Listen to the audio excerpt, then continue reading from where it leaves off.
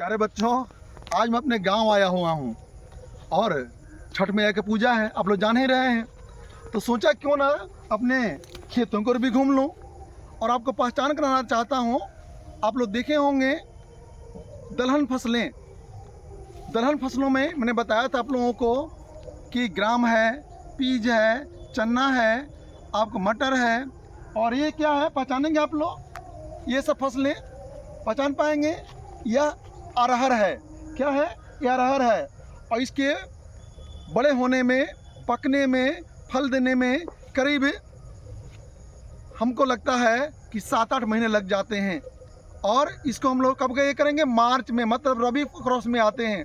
अभी तो खरीफ फसल का मौसम है, खरीफ फसल कट रहे हैं या समाप्ति की ओर है और रबी फसल की शुरुआत होगी। तो ये क्या है? ये दोनों फसलों के बीच में आ जाता है। आगे मैं चलता हूँ, दिखाता हूँ आपको। देखिए ये खेत खाली, जिसको मैं बोलता हूँ परती भूमि लोग छोड़ देते हैं और इसमें जो है तिलहन की फसलें की हैं। और देखिए छोटे छोटे दिखलाई पड़ रहे हैं।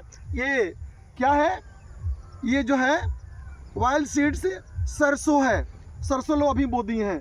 और आइए आगे और देखेंगे सामने हमारा प्राइमरी विद्यालय है, जिस विद्यालय से हम पढ़े थे और आज वह विद्यालय वहाँ पर है, सामने है।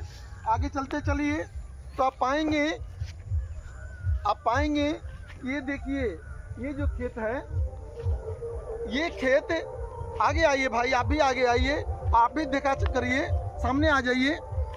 आप देखेंगे कि ये धान की फसलें हैं, जो राइस पैडी हम लोग कहते हैं। और किसानों को बहुत मेहनत करना पड़ता है यार।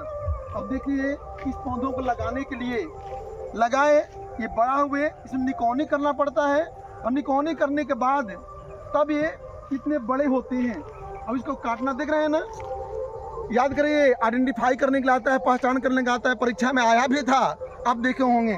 देखिए ये झुक जाता है, ये धान की फसलें हैं, ये कैसे झुक गए हैं। और झुक गए ना, इसको जो है अब काटने लायक हो गए हैं और कुछ दिन के बाद इसको करीब 10 दिन के अंदर ये लोग काट लेंगे, किसान काट लेंगे और फिर इसमें गेहूं की फसलों को बोएंगे।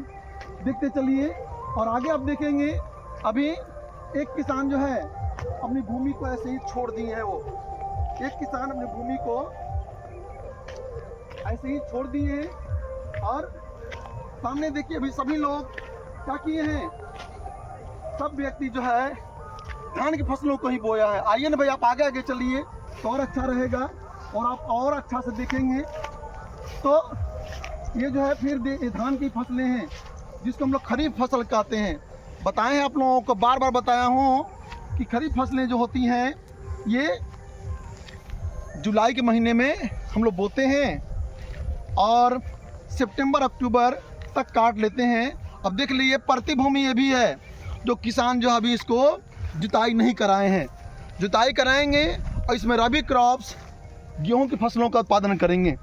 इसमें गेहूं की फसल बोया जाएगा और फिर जो है इसमें जुताई की जाएंगे और सब कार्य की जाएंगे। और देखिए यहाँ पर किसान जो है वह क्या किए हैं, धान की फसलों को काट चुके हैं। अब ये धान की फसल सूखेंगे, देख रहे हैं ना, धान की फसलों को काटा गया है और काट कर रख दिए हैं लोग ऐसे, देख रहे हैं ना।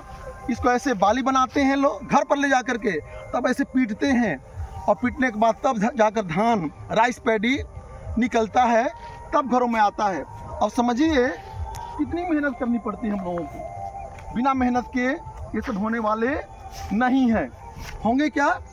आगे चलिए ना भाई, आप आगे चलिए तो ये बच्चे देखेंगे कि क्या होता है और कैसे बनाए जाते हैं। आगे मैं आता हूँ, बताता हूँ आप लोगों को कि देखिए ये धान की फसल तो हो गए।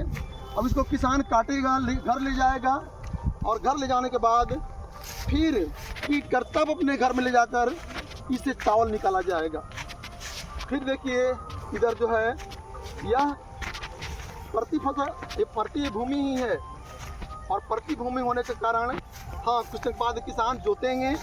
कितनी मेहनत करनी पड़ती है अब आप ही लोग समझिए, और तब जाकर घर में, लेकिन इसका दाम किसानों को बहुत ही कम मिल पाता है। अब देखिए यहाँ पर हम लोग आ गए, ये एरिया देखिए आप, ये पहचानिए ये कौन सा फसल है, ये कौन सा फसल है आप पहचान सकते हैं। देखिए सामने, देखिए ये कौन सा फसल हो सकता है, पहचानिए। आप लोग उपयोग करते हैं, ये कौन सा फसल हो सकता है?